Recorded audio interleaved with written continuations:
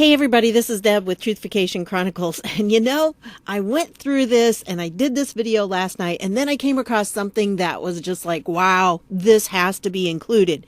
And there's one point in particular that I want to focus on, so I'm going to kind of do things not necessarily linear in this one, but it's all based around this speech that Attorney General Barr gave to the Federalist Society on November 15th.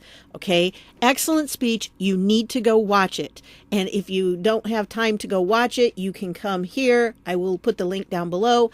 I'll put the link to the video too. But you can come here and you can read the transcript in case you want to do that. Although it's not exactly the same. It's pretty close. I mean, he left out a few things and added a few things, but very little. So I wanted to go through some things first that I really want you to get, because I know how things work, folks. I know everybody's really busy, but this is exceptionally important. And the two things that I'm going to put up front are really important. I want to make sure everybody gets them.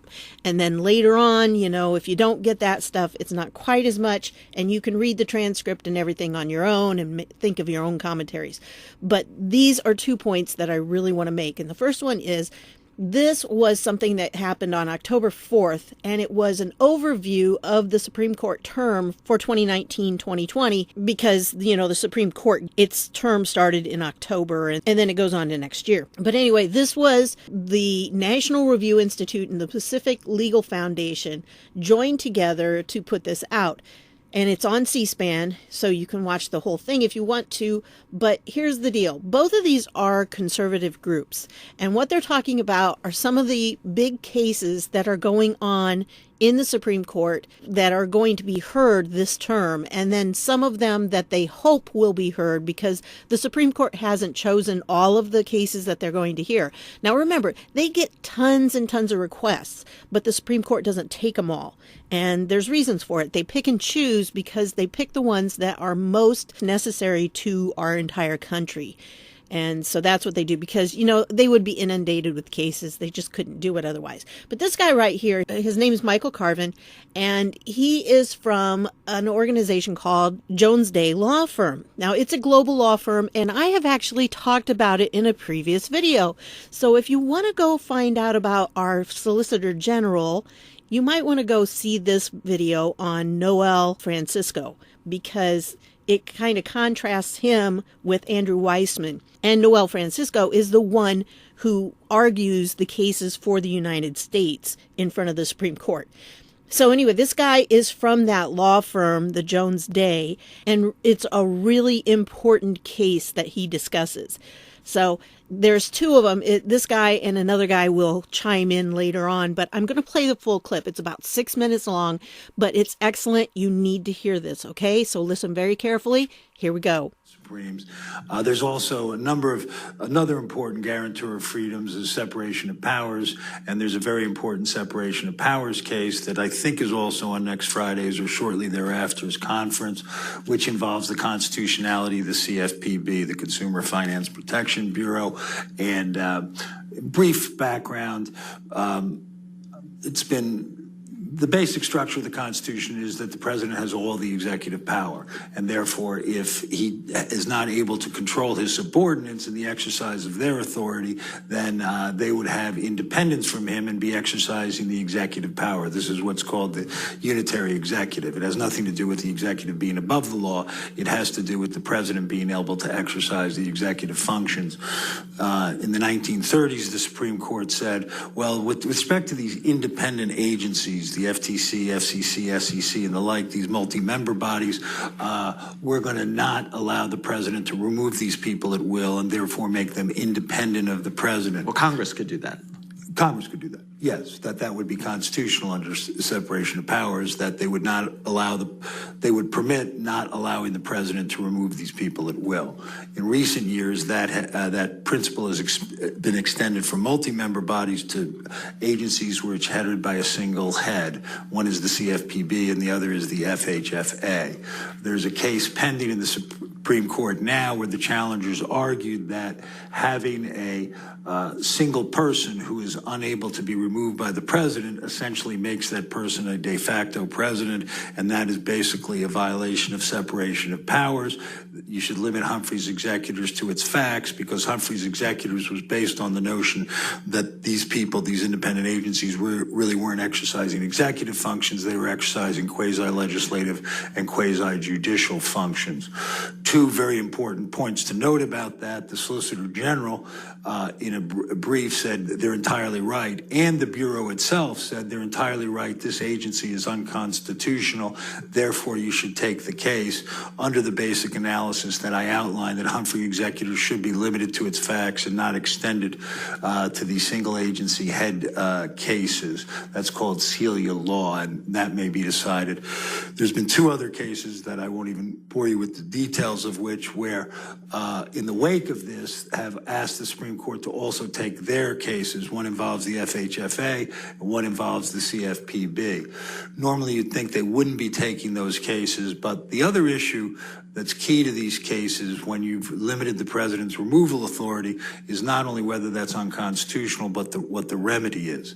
The Fifth Circuit recently said, for example, in one of these cases, well, we're going to amend the statute prospectively to make the agency head removable at will, but everything that person had done in the past, you're not going to invalidate it on the basis that he was unconstitutionally, had an unconstitutional removal statute.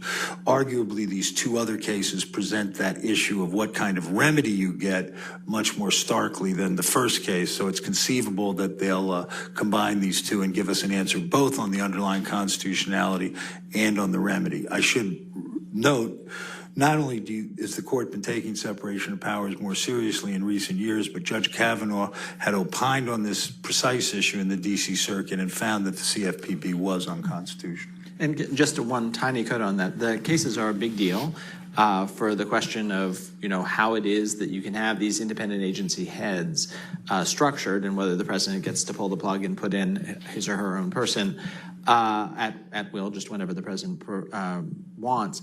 But there is a still bigger question in the cases, and that is the constitutionality of independent agencies at all, which has now been put into the case by the United States. And I don't know that the Supreme Court is going to jump headfirst into that, but because the court, as it's become more conservative, has become more sympathetic to executive power and the notion of a unitary executive, I would predict over the next 5 to 10 years, the court is going to tackle that really, really important question of what are these independent agencies that Congress has created that are effectively administering the laws but not under the control of the president. How does that work, and does the Constitution permit it?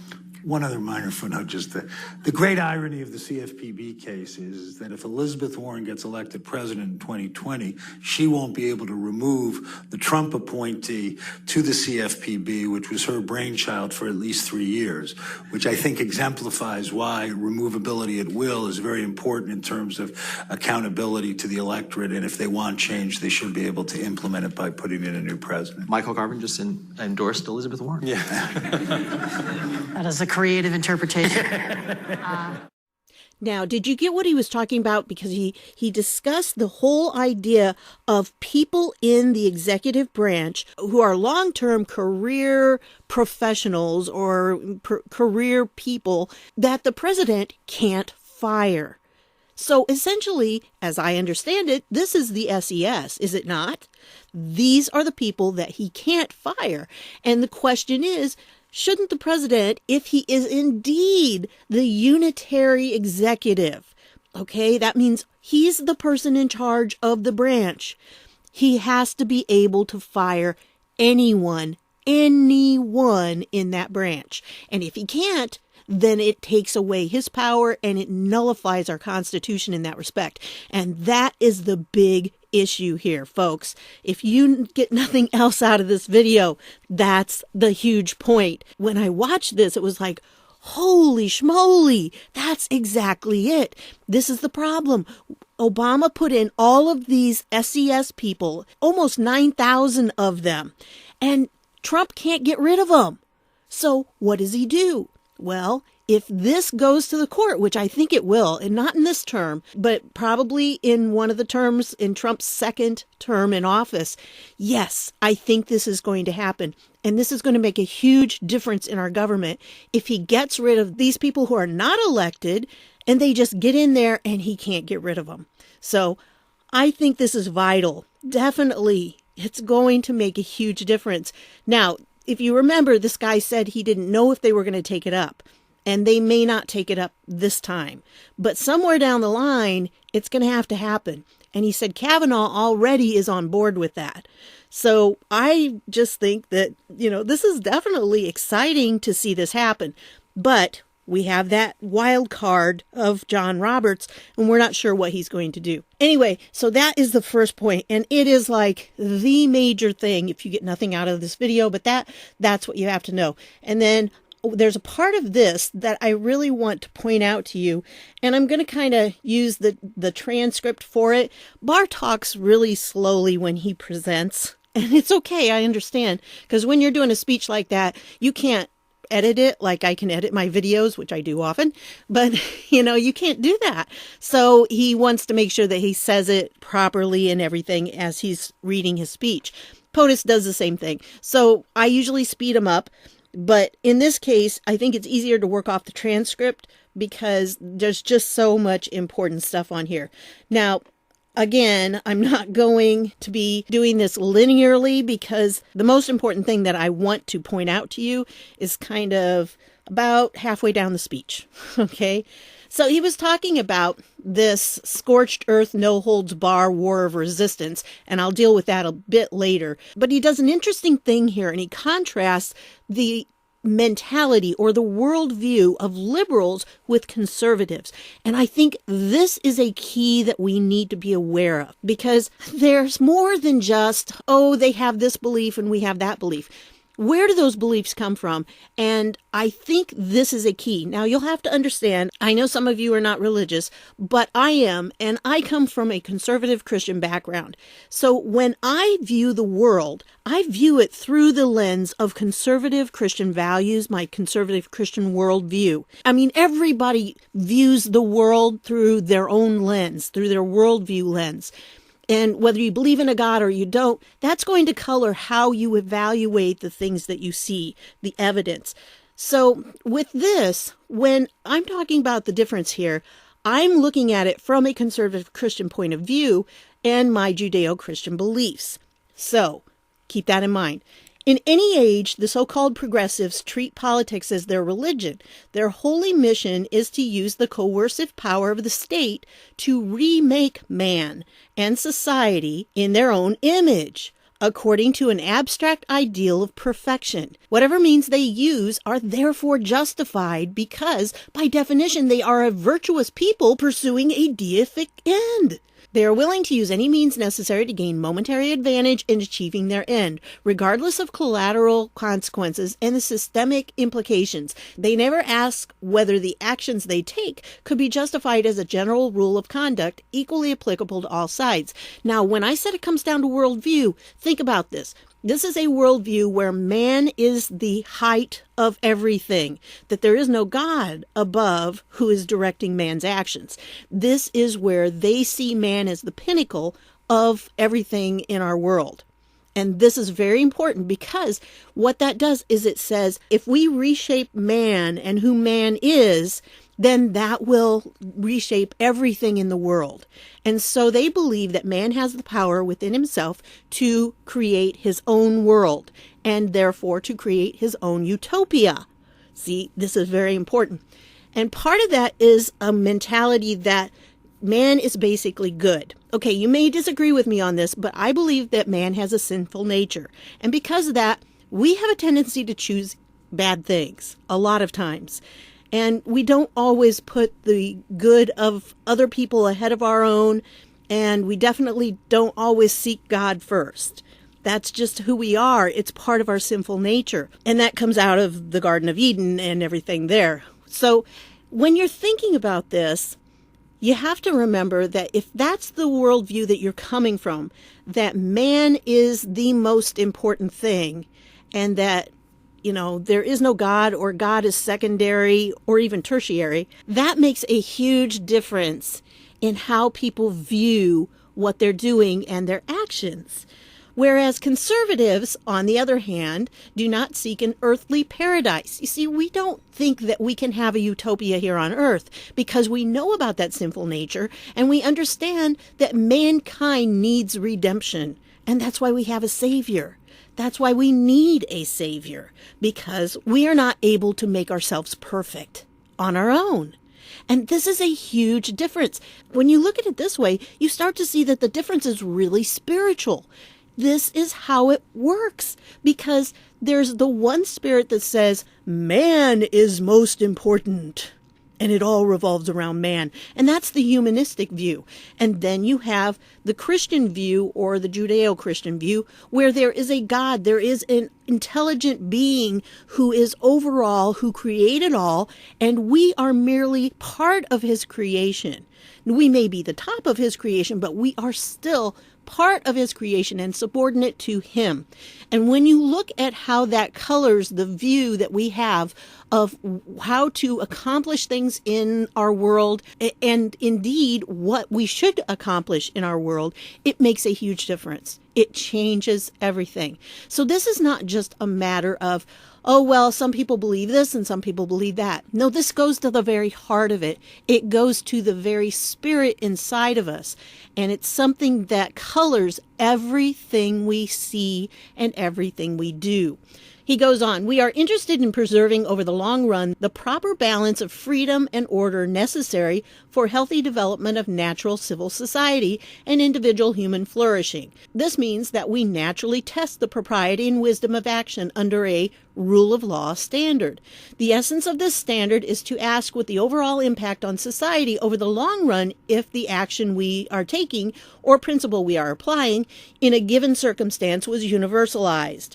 That is, would it be good for society over the long haul if this was done in all like circumstances?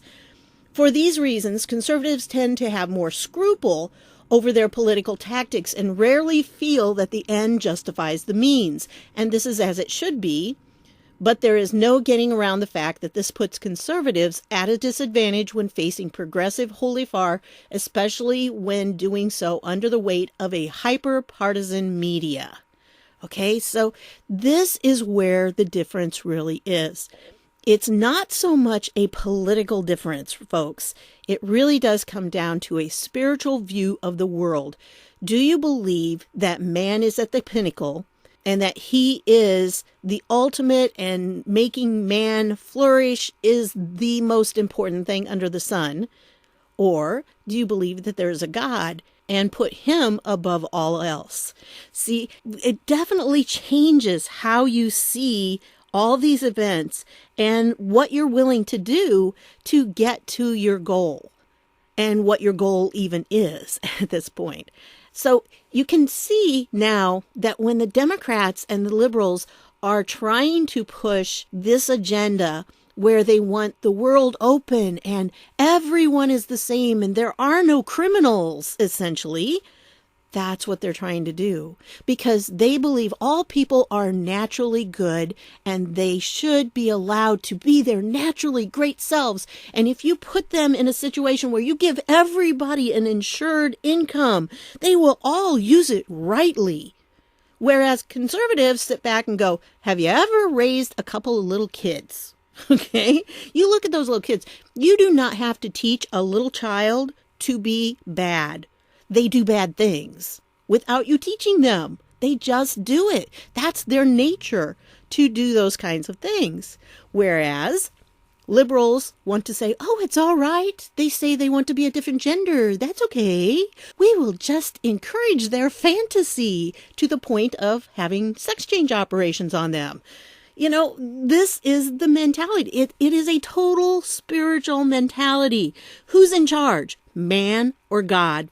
That's what it comes down to, folks. It really is. And again, like I said, that's my personal opinion because I come from a conservative Christian point of view, and that's how I interpret things that I see and I hear. And so maybe that's not the conclusion you come to, but that's from my worldview. This is how I see it. And I do see it as a spiritual battle. Very important, okay? So those are the two major things I had to tell you in this. The rest of them, I'm just going to go through this transcript here, and I'm going to let you see a few other things that I wanted to point out.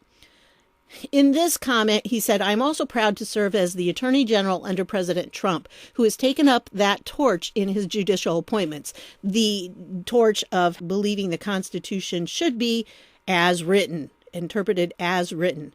And so he believed that, and he said that is true of his two outstanding appointments to the Supreme Court, Justices Neil Gorsuch and Brett Kavanaugh. And then he goes on and says, of the many superb Court of Appeals and District Court judges he has appointed, many of whom are here this week. And so he points out that the people that are listening to him probably are some of the very judges who actually support the Constitution as written, because that's what the Federalist Society is known for, being originalists with the Constitution, that it should be taken as it was originally intended by the Founding Fathers. And so I wanted to point that topic out for you. I mean, honestly, this whole speech was really great. I had like 4 pages of notes on it. And I just kept thinking, well, surely there's got to be 1 or 2 clips I could pick out. And no, I wanted them all. So you just need to watch the whole thing. But I did want to point out a few of these things. Now, he mentions the Unitary executive theory. You also heard the guy in the clip talk about it. Well, the Unitary executive theory is something that he says one of the more amusing aspects of modern progressive polemic is their breathless attacks on the Unitary executive theory. By the way, watch him do that. It was so funny. They portray this as some newfangled theory to justify executive power of sweeping scope. In reality, the idea of the unitary executive does not go so much to the breadth of presidential power. Rather, the idea is that whatever the executive powers may be, they must be exercised under the president's supervision. This is not new, and it is not a theory. It is a description of what the framers unquestionably did in Article 2 of the Constitution. That's the article that deals with setting up the executive branch. So, this is exactly what he's talking about. It doesn't have to do with, the president's going to become a dictator. No, it says that he is the person at the top of that branch, and everyone in the executive branch is under his responsibility, and he can hire and fire at will. And I think now that you've heard that comment that Carvin was talking about, I think you can understand how this is supposed to fit together and why this is something that's going to come to a head, especially in his second term, I'm pretty sure. So very important on that. Another one I wanted to point out to you is that Barr here is very well aware of what's going on. So let me turn now to how the executive is presently faring in these interbranch battles, because we know that the founders were aware that there was going to be fighting between, the different branches, and this one was going to try to get more power from this one, and it was going to always be jostling back and forth. But this is why there were checks and balances. And that's part of the checks and balances, because you don't have just one superior branch. You've got 3 different ones, and they're pushing and pulling against each other all the time to keep each other honest. That's what it was supposed to be. But unfortunately, in the recent past, if you listen to him, he mentions all of this. I am concerned that the deck has become stacked against the executive. Since the mid-60s, there has been a steady grinding down of the executive branch's authority that accelerated after Watergate. More and more, the president's ability to act in areas in which he has discretion has become smothered by the encroachments of other branches. And then he goes into the 2 different aspects of it that he wants to point out. And he says the first is the notion that politics in a free republic is all about the legislative and judicial branches protecting liberty by imposing restrictions on the executive. The premise is that the greatest danger of government becoming oppressive arises from the prospect of executive excess. So there's a knee-jerk tendency to see the legislative and judicial branches as the good guys protecting society from a rapacious would-be autocrat. This prejudice is wrong-headed and atavistic. I love it that he says that, wrong-headed especially. It comes out of the early English Whig view of politics and English constitutional experience. So from here, he goes into a little bit of history in this. It's something that the founders were very concerned about because they didn't want to have a king who had all the cards. But then they started to go the other direction in Britain, and they ended up kind of going the other way, and Parliament ended up becoming just like the king. They had all the power. You see, this is a problem if you only have one branch of the government that has the power. And that's why there are 3 of them in our government. They're supposed to be keeping watch over each other. The problem we have is that 2 of them have been ganging up on the 3rd. That's what's been going on. And that is just not right.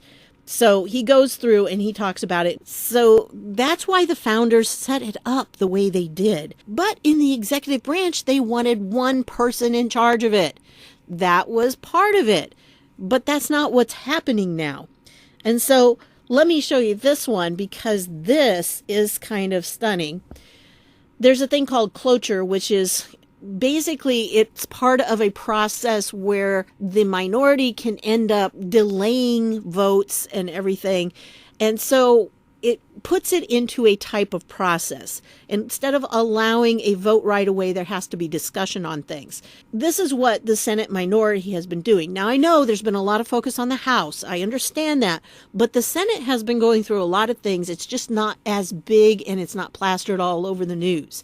Here's what's been going on. They've been invoking cloture on all of these different appointments. That means that there's a huge delay in trying to get these people appointed and into their positions. And if you look at this, it says a prime example of this is that the Senate's unprecedented abuse of the advice and consent process. The Senate is free to exercise that power to reject unqualified nominees, but that power was never intended to allow the state to systematically oppose and draw out the approval process for every appointee so as to prevent the president from building a functional government. Yet that is precisely what the Senate minority has done from his very first days in office.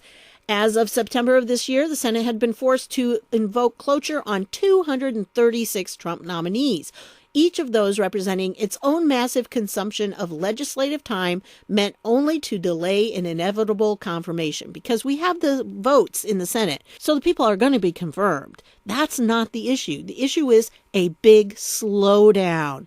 Now, I know you've probably heard the word sabotage before, but it comes from the French word sabot, and a sabot is a wooden shoe. The word sabotage originated with a factory where they would take these wooden shoes and they would throw it in the machinery and slow the machinery down. So that's where it comes from. And every time I think of it, this is exactly what they're doing. They're throwing their wooden shoes, they're throwing their sabot in there and trying to clog up the machinery just so it slows everything down. Yep, that's what they're doing. So he goes on, he says, how many times was cloture invoked on nominees during President Obama's first term? 17 times. 17, interesting, huh? The second President Bush's first term? 4 times. I mean, in the whole first term.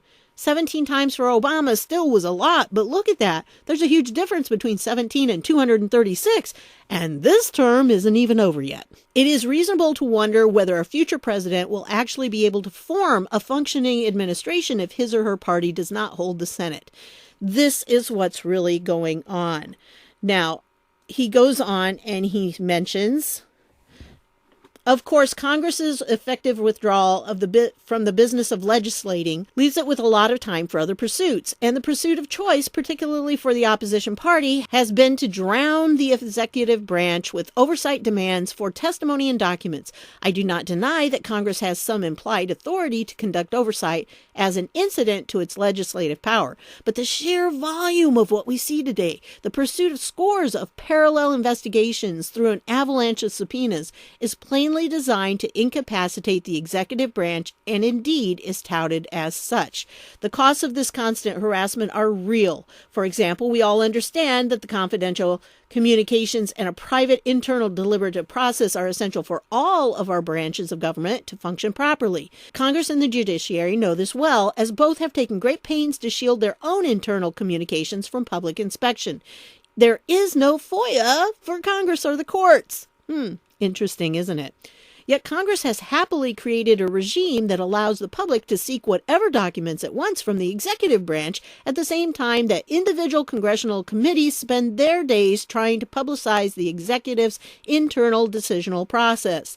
That process cannot function properly if it is public, nor is it productive to have our government devoting enormous resources to squabbling about what becomes public and when, rather than doing the work of the people. So in other words, Barr is right in there with Trump. They are on the same page. Make no mistake about this. Barr is not working for the swamp. He is working for Trump. Understand that. I don't care what his past is. I don't care where he worked before. It doesn't matter because he's working for Trump right now. So the last one I want to point out to you is this one.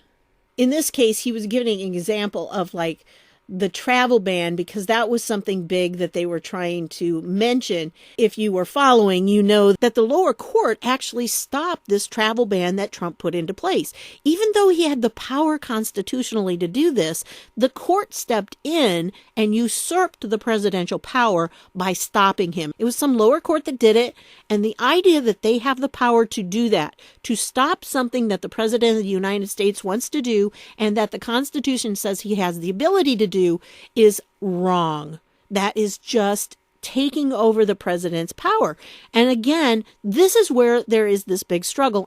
And there has been for centuries, there has been for a couple centuries here, always a struggle between the three branches. But lately, it's like both the legislative and the judiciary are trying to usurp what the president has. And because of Watergate, unfortunately, I think they have succeeded in many respects. So on this one, I just thought it was very interesting that he pointed out the travel ban case highlights an especially troubling aspect of the recent tendency to expand judicial review. The Supreme Court has traditionally refused, across a wide variety of contexts, to inquire into the subjective motivation behind governmental action. I mean, this was not anything before. You didn't have to know why somebody was doing something. And this is what it was with Maria Yovanovitch. She didn't need to know why she was being fired. It doesn't matter because Trump has the authority to remove any ambassador at any time for any reason. So the reason doesn't matter. That's the point. She was up there whining about it, and it doesn't matter. I just sat there the whole time saying, why are we doing this? It doesn't matter because he has the ability, he has the constitutional right to be able to do that, to remove any ambassador at any time for any reason.